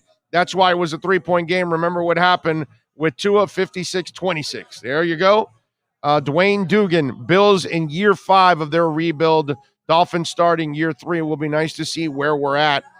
And yes, it will be really nice to see where we're at. The only thing is they didn't do a complete rebuild like Miami did. They inherited some players and then moved on and built on top of those guys. They didn't really clean house like Miami did. You know what I love about all these other predictions, which they may be right. Maybe Tua plays terrible. Maybe the Dolphins play terrible. Maybe they get routed, whatever. What I love about all these guys that are predicting that, every one of them is going to disappear in the postgame show. All these guys that said, if they lose, they'll be back laughing and LOL and joking. And then, but if they win, every one of these guys will cowardly disappear. That's what I love, because that's how it goes in this business. I've been around the fans for 31 years doing this radio stuff, and I know how it goes. Plenty of you make the bold predictions, and then when they don't come out, you disappear, and nobody's going to go searching for you. That's the beauty. Nobody cares, so nobody's going to go searching for you. The only time we'll hear you again is if they actually lose, and then you can come out of your shell and say, hey, there you go.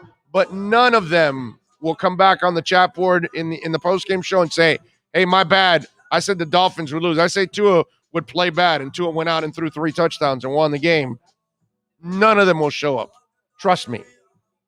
Plus, I'm looking at it, it's mostly names that are never on the chat board. You know what I mean?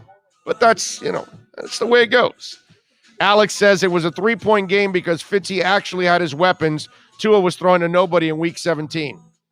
I'm not going to worry about that. Last year was last year. This is a new season. They're 1-0. Tua should be ready for this game. He's got a shot to win it. Go out there and get it done, dude. That's all you got to do. This is Armando from West Kendall. This regime has shown that they get better as the season progresses. We will win today in our home opener, and Tua will ball out. I have Waddle as my flex today. Waddle needs to start on every team that you have. If you have Waddle on your unless you're loaded at wide receiver and you've got better wide receivers, fine. But if Waddle's in your top 3-4 guys, you got to use him because I think he's easily going to get over 1,000 yards. He's going to get a bunch of touchdowns. Tua likes him too much, man. Plus, he's almost impossible to cover. That's the other thing. He's really almost impossible to cover. Been here since I was a kid. Can't get much worse than 1-15. Win or lose, I'm all in. That's what DX Ray says. Ray says, howdy, Orlando. Sanders for the win on a 50-yard field goal as time expires. I'll take it. Rocco says, I love your show. Well, thank you, Rocco. We love you for loving our show. Appreciate you. Al Morinaka says, super excited, fins up. Ian from Brooklyn says, Bills are going to get busted up today. Facts. Is Flo going to unleash Jalen Phillips today to see what the kid has? If you watched Jalen last week, he got better as the game went on. He didn't get a sack. I totally understand that. And look, he's learning a new position at linebacker, but there is something to your point. Maybe you have him less in coverage today. Maybe you have more defensive backs out there today. And maybe you do say, hey, kid, get after this guy. We need you to get to Josh Allen. And, Jalen is a big kid, long, lanky, so at least he can, battle with Josh and take him down. It's really hard to take that, that dude's a big redwood tree, you know what I'm saying? So it's a challenge to take that big kid down overall. But I'm telling you, man, what I like about this kid is he is athletic as hell. He's got the speed to turn the corner. The problem with Jalen Phillips is technique and strength. I don't know if he has enough technique and strength right now in his first year to do the things he needs to do. This is what happens to most of these defensive ends when they get into this situation. Plus, they're now playing him at linebacker, which they're also having him learn other things too. So he's got to think a little more than just naturally lining up on the edge and get after the quarterback. Maybe they do a little more of that today where they tell him, hey, on most downs, we're going to have you think less. We're going to have you go out and get after the quarterback. We don't want you dropping back too much. We don't want you in those situations. You know what I mean? So maybe that's the case overall, but that would be nice. Phillips is a guy that if you watched him last week, watch the games, watch the second half, the kid looked like he was getting better and getting closer to the quarterback. I thought that was really, really cool watching him at times. He just did not get over the hump, and that's going to take a little while. It just is. Robert Triana gives us a little love on the super chat. Thank you, sir. Thank you, Robert. Says, hello, Big O. Only good vibes on game day. I would block Mr. Smelly for 48 hours so he can't participate on Overreaction Monday. Hit him where it hurts. Let's go. No, I mean, I don't care if Bromar is negative. You know how it is. It's the people that are abusive and disrespectful. That's not Bromar. Bromar's just negative, dude. That's all. What are you going to do? He's a negative dude. That's how he lives his life. Anybody that's worried about Noah Igbenogany right now, when you don't really need him, you got problems. And if you're overreacting about Will Fuller, you got problems. They're 1-0, man. Focus on the game. You got enough to win right now. I'm not going to leave this game at the end going, oh, man, they didn't have enough people to win. And even if one of the corners will get injured, it's not like Noah's ready right now. So you're better off with who they have. And they're deep enough. So figure it out. I'm not worried about that. There's way too much good stuff right now to worry about to then be negative. All right, we'll get to your texts.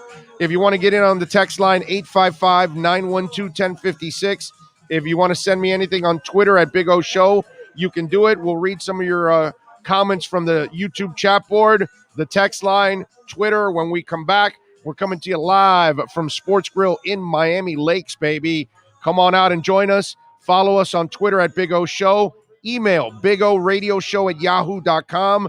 Text line 855-912-1056. Save it on the cell phone. So that way you already have the text line saved on your cell phone. So anytime you need it, you can just go, Big O text line, 855-912-1056. Let's take a break live from Sportsgrill in Miami Lakes as we get ready for Dolphins and Bills right here. This is the Big O Show. Sports fans love a place with great food, cold drinks, and TVs everywhere. That's why sports fans love Sportsgrill and their 7 amazing locations. Check out the Bird Road location at 11481 Southwest 40th Street in the back corner of the West Bird Shopping Center. Sportsgrill is also now offering some great employment opportunities. All kinds of positions are now available from kitchen to hosting. Call for more information at 305-485-8845. From wraps to salads to amazingly delicious specialty dishes, Sportsgrill is the home to the legendary special grilled wings. Since 1987, Sportsgrill, good food, good drink, and good friends. It's the Big O Show. Judge, you tuned in to the hottest sports radio. When you need your warehouse looking good while staying efficient, there's only one place to find the finest racks in the business. Pallet Rack City in Hialeah. 305-424-8547. That's 305-424-8547. Pallet Rack City is the company you need when you want your warehouse sporting the finest racks in the business. After all, who doesn't love a great rack? Pallet Rack City. 305-424-8547. That's 305-424-8547. Orlando, a.k.a. the Big O. He covers all the South Florida teams. For over 16 years, EJDconstruction.com has provided South Florida residents quality craftsmanship, accurate project management, and exceptional service. That's why EJDconstruction.com is an A-rated member of Angie's List and the Better Business Bureau. When you're looking for the right custom home builder for additions or home remodeling, please call my friend Eric at 305-433-4843. That's 305-433-4843 for EJDconstruction.com. Dolphins to the heat, well, you know what I mean. Monday to Friday, Friday Pablo in the... There's no need to drive around South Florida wasting valuable time looking for a new or certified pre-owned Acura. Go to the #1 volume sales dealership in the Southeast United States. Craig Zinn's Acura of Pembroke Pines. Purchase with pace and space in a dealership tailored to your needs. From home buying to providing that personal touch. Contact the 2020 Satisfaction Award winner Craig Zinn's Acura of Pembroke Pines. 888-776-5123. That's 888-776-5123. Or visit them at 15601 Pines Boulevard in Pembroke Pines. Show on the radio, the top's where we gonna go, Miami, that's the way we roll. Folks, you can support the hardest working sports talk show in South Florida through Cash App or Venmo. Just search Cash Big O Show. Support us through Cash App or Venmo. Cash Big O Show. We thank you for your incredible support. On the morning show, Big O, no one has a similar show. Talk sports, talk plays, talk... If you're a Miami sports fan, then there's only one store to go to, and that's Caneswear at Miami Fanwear in Davie. They're your one-stop shop for all your inner Miami CF, Canes, Dolphins, Panthers, and Marlins merchandise. They have hats, t-shirts, game day jerseys, and so much more.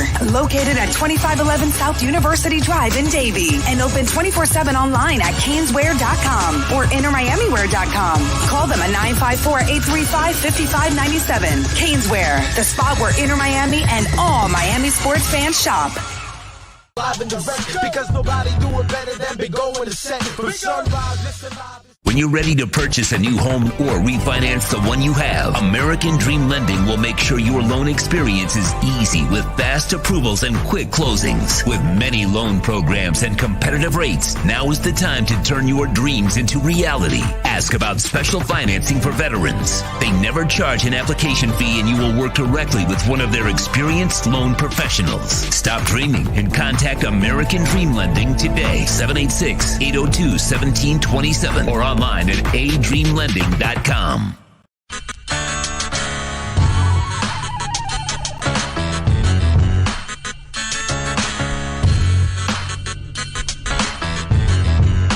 This is the Big O Show.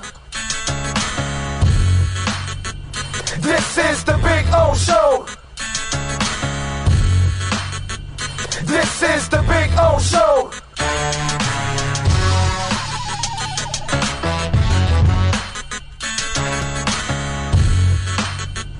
This is the Big O Show.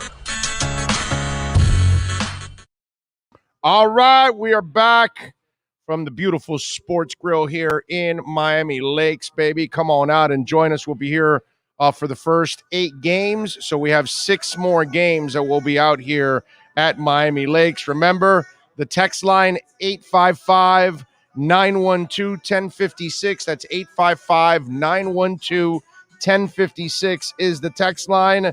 Let's get to it. Let me get to the text line right away. Yo, Big O, please tell Omar to stop referring to wide receiver as weaponry. It's nerdy. Pete from Jersey.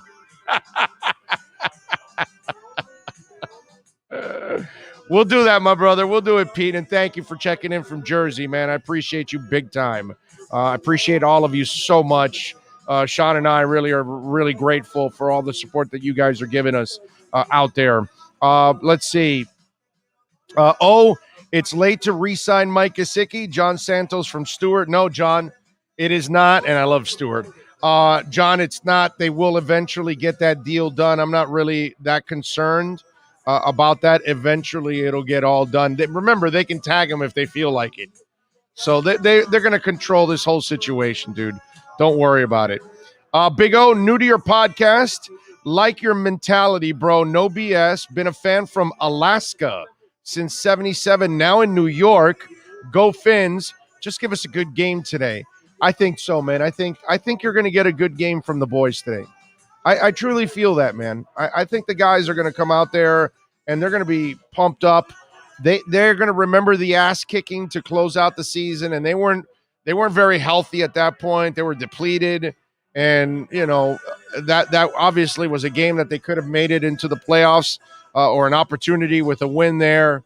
I think they're going to be incredibly motivated this week to get a little revenge and go out there. But it's going to be a tough job, man, because the Bills are a hell of a team. Big O, whoever wins the turnover and converts consistently on third down will win this game. I like that. I think that makes a lot of sense. If you lose the turnover battle, more often than not, you're going to lose. And if you're great on third downs, that goes a long way for a win. So I am with you, my brother. Thank you. I 100% agree with you that the team is definitely headed in the right direction.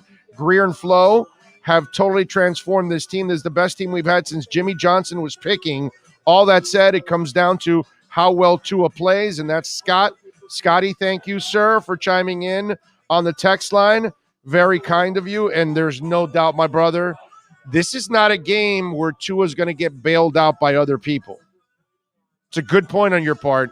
He has to be a difference maker today in this game.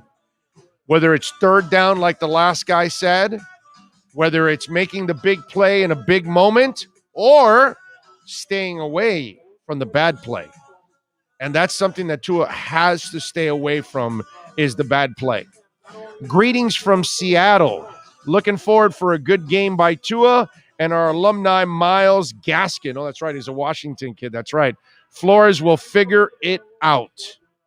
I'm with you there, man. I am with you there. And I love Myles Gaskin's heart, his determination. I love his balance. Have you noticed the balance that kid has? Whether it's between the tackles, whether he's turning the corner on somebody else, he doesn't really go down always on that first hit. And when they go low and those kind of things, he's so good at staying on his feet. I am so impressed with his balance. I am so impressed with his change of direction, too, at times. And obviously, as a pass catcher, he's a pretty good, pass protector as a blocker. Not a great one. I'm not going to go out there and tell you he's Walter Payton that'll put you on your ass. But my point is he's still a pretty good blocker overall. Myles Gaskin has just turned into an amazing steal in the 7th round for the Miami Dolphins. An incredibly productive young man, considering where you got him at. And again, here's another guy that's going to be doubted. Here's another guy that people aren't going to believe in. Most people around the league don't know anything about Myles Gaskin. And so when they see him on the game plan that week and the opposing team and fans, maybe some of the teams, the guys on the teams have respect for the kid because they watch the film. But probably most media members and fans are probably going, who the hell is this Myles Gaskin guy? Right? So Myles is a guy that plays also with a chip on his shoulders. And I have already told you this a couple times in this pregame show. I really like Gaskin and Ahmed as receivers out of the backfield in this game. I really do. I think it's really possible that we're going to see them very active. Juan Burgos, thank you, sir, giving us a little love on the super chat. Thank you, my friend. And remember, Cash App or Venmo is the best way to make your donation because we get 100% of the donation at Cash Big O Show is the address. Cash Big O Show is the address. But, of course, if you use the super chat, thank you. We really appreciate it. Only problem is YouTube takes 30% of it, so that's why we created. Well, you guys helped me create Cash App and Venmo. You guys told me, hey, you should get Cash App or Venmo. It's better. But thank you all. It's very cool. It's been a real helpful. It's been a real help for us as we try to grow this thing out. Herbert Valdez looks like 90 degrees in Miami, home field advantage. Well, let's hope that in that third and fourth quarters, those guys are sucking wind and Miami can take advantage of that.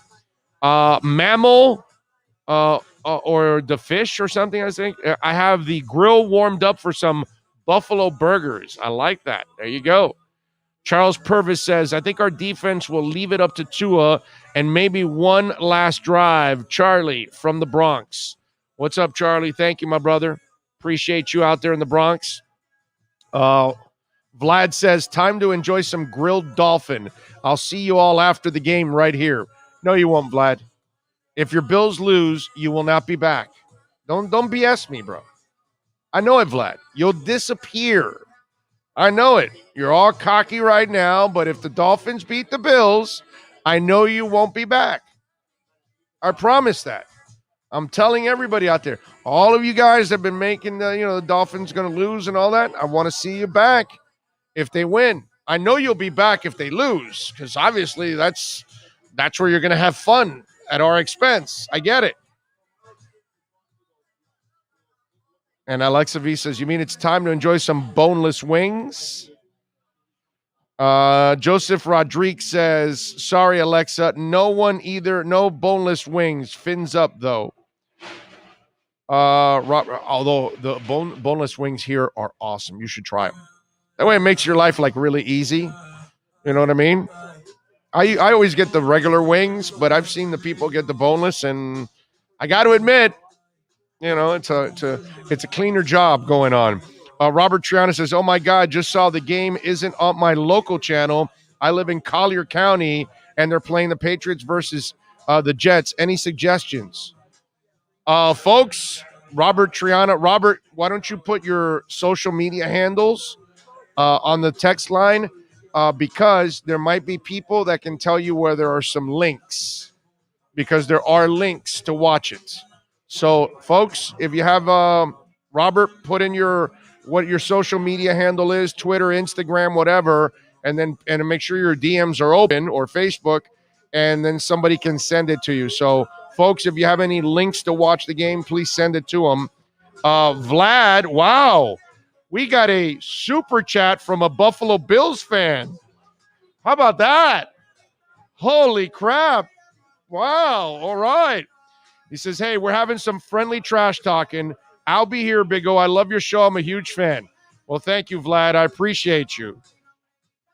I'll be impressed if you're back, Vlad. I got to admit, even though you made the donation, I love you for the donation. I love you for listening. I love you for joining. And I love you for trash talking and being respectful, because there's nothing wrong with that.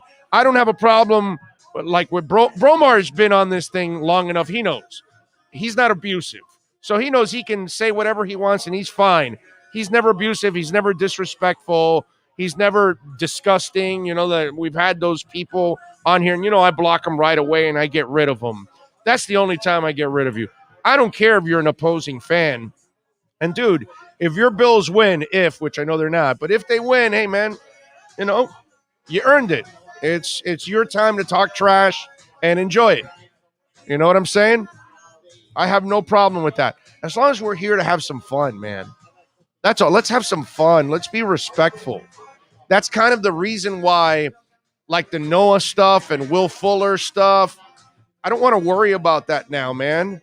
You know, I just want to pray for Will Fuller. I hope it's nothing real serious with his family, and I hope he's able to fix those issues and come back to the team. And with Noah, I hope the kid finds his way. But right now, it has nothing to do with the 1-0 Dolphins trying to go 2-0. Neither one of those guys have ever contributed to the Dolphins, ever. Okay? Everybody that contributed to the win last week is here this week. Plus, you added Preston Williams. You added Adam Shaheen now. You added Austin Jackson now, who will probably start. So maybe you're a little better this week than you were last week. So that's what I want to focus in on as a Dolphins fan. I want to focus in on, man, I've dealt with all the negative crap for so many years. I'm tired of it, dude. I'm tired of it. And I just think that we've got the right front office. We finally have the right coach. And I think we've got the right quarterback. And eventually this quarterback is going to get it done, dude. I really believe that. But he's young. He's got to figure things out. You know what's hilarious? He's in his 11th game, right? And yet Josh Allen played 16 absolutely horrible games. And then got better in his second and third years, obviously, developed into an MVP caliber type player in his third year. And yet, we don't give this kid any break whatsoever. He hasn't even played a full season yet. And yet, some people are overreacting, and they've given up on the kid and all that stuff. And it's just, I'm just not there. I'm in a much better place now because of what's going on. And this is the other thing. For the sake of the Dolphin Nation, for some of our Dolphin Nation that is so negative and so beaten down, I really want to win for them. Because while I'm enjoying this process and I'm enjoying watching them improve, there are so many of you that still live in the past and you're still frustrating yourselves with all this stuff. I want the win for a lot. I want the wins for the Bromar Smellies of the world. You know what I mean? Because I feel like it's almost like that's their therapy. That's their chance to lay on the couch, get it out, and finally, you know, break through and say, all right, I can enjoy Dolphin football again. I can feel good about it. I can feel confident about it. And I know that feeling. I remember going to the Orange Bowl all the time when I was a kid and just knowing that the Dolphins were going to win 99% of the time. And you felt like you owned that stadium and you owned that field, and that whoever came in there, it was going to be hell for them. I think eventually that's how Hard Rock is going to be. So I really want the win for the suffering fan, because the suffering fan is the one that needs this badly, because that man or woman can't convince themselves and can't allow themselves to enjoy what's going on. Your team's 1-0 with a shot to go 2-0. They beat the Patriots on the road. They got a chance to beat the Bills. If they do that, how do you not feel good about what's going on? And a lot of you need to feel good about Tua also. That's the other thing. So I really want this win for a lot of you out there. You need it. It's like it's like a junkie that needs that fix. You kind of need that Dolphin fix, and you know what fixes you? A win. A win will fix your confidence. A win will fix your attitude. A win will fix your outlook. A win will start to make you feel better about some of these players that you're doubting right now. I mean, I got people that are already worried about Jalen Phillips. I mean, like, he's going into his second game. You know, I get your concerns about the offensive line, but they're all super young. I mean, Austin Jackson's the youngest guy on the line still. It's crazy. Can Austin Jackson even drink beer? Is he 20 or 21 or something like that? I think he just hit 21, but let me right, he just hit 21 or something. I mean, you know, Austin Jackson can barely drink beer, bro. And so this is a guy that is so young that he has to develop. You got to give him some time. Let's see. Oh no, they don't have I thought they had the birth date here. They don't. He's 22. He's August 22? 11th of 99. So there you go. He just got over the 21. He's 22 right now. I mean, he's a young kid, man. We got to give him time. There we go. Webcams chat. How about that? There you go. We got it. We got you. There we go. Webcams chat has been blocked right there. What happened? Huh? I didn't know what happened. That's what I was looking at. Oh, yeah, no. What? See, so, yeah, that stuff comes in. It happens. But we already did it. We hot girls and boys video chat. There you go. That's any of you looking for some hot girls and boys video chat? All I know is if you want some hot wings, come on out here to Sportsgrill in Miami Lakes. All right, so come on out and join us. Remember, post-game, come back to us, including you Bills fans that are predicting the Dolphins to lose. Come back to us after you lose. Please visit us. We want you there. Tua's superpower is between his ears and his supernatural pocket presence. Accuracy, ball placement. Don't forget that, Diane. Stu says the heat and humidity is a big factor today. Let's hope so. Let's hope so.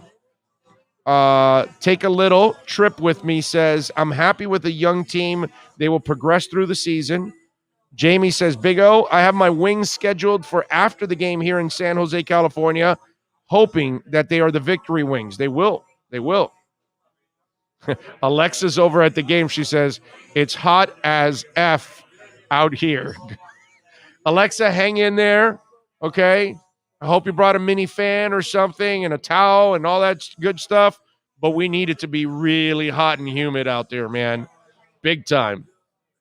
Too Extreme says, if we beat the Bills today, we'll be 4-0 in the division. We play the Jets twice, so count them as 2 wins. Let's go Dolphins.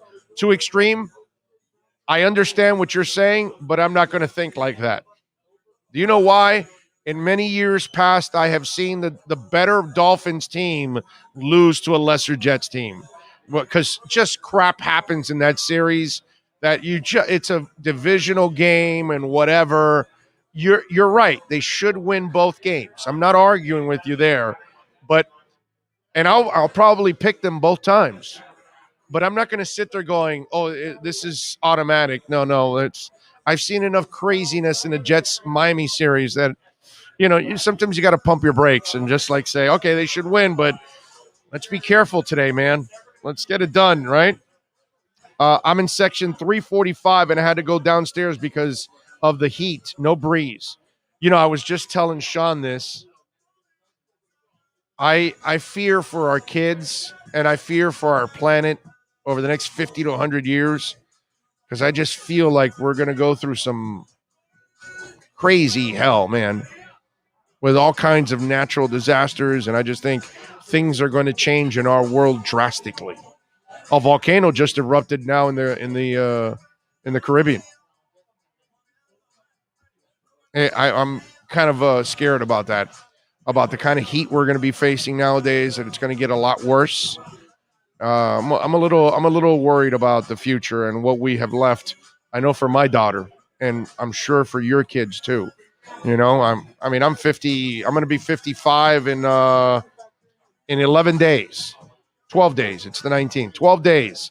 I'll be 55. So I don't know how much time I got left in this world. You know, what, maybe I hope at least to 15 years. I hope I can get to 7-0, which is a lot.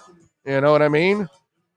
But you know, you just worry about what's coming after that, and I really worry about that. So please stay hydrated if you're in the stadium and you're out in the heat. It is so important. Listen, we feel the heat, don't we, Sean? Just going back and forth to our cars just to get a couple things and then come back, you feel the heat right away. So I can't imagine what it's like to be out in the stadium watching the game the entire time. Especially with all the concrete now, too, because they're building the race. I mean, used to be at least in the I'm not sure, I haven't been out there in a while, but in the lots where you had a lot of the tailgating was grass. Yeah, at least except for the concrete. But now I think a lot of that's getting dug up now for the track. Yeah, everything, the practice facility, the track, the tennis facility. It's almost all concrete. Yeah, they've built up everything, and they've built up more concrete because of bridges, parking lots, all this kind of stuff. So yeah, it's crazy. No, it's tough, man. Josh tuning in from San Jose, California. I'm with you 100%, Big O. Let's enjoy the process. I'm enjoying the hell out of the process. And those of you that have been with us for a while now on the podcast, you know how I was from the beginning of this. I love the beginning of this. From the beginning till now, I'm enjoying everything that's going on with the Miami Dolphins at this point in time. Joey Dude says, thanks, O. Suffering fan is right.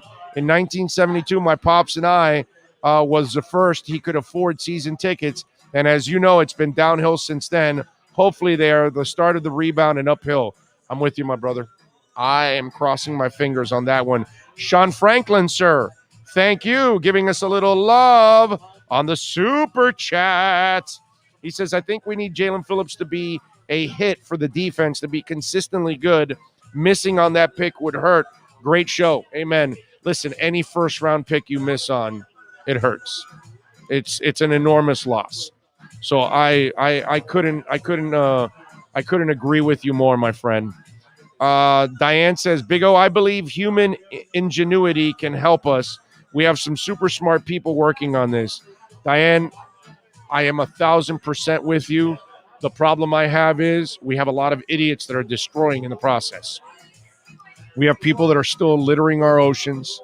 We have people that are still polluting our airs. We have people that still don't believe in natural resources and are still using other resources that are damaging our environment.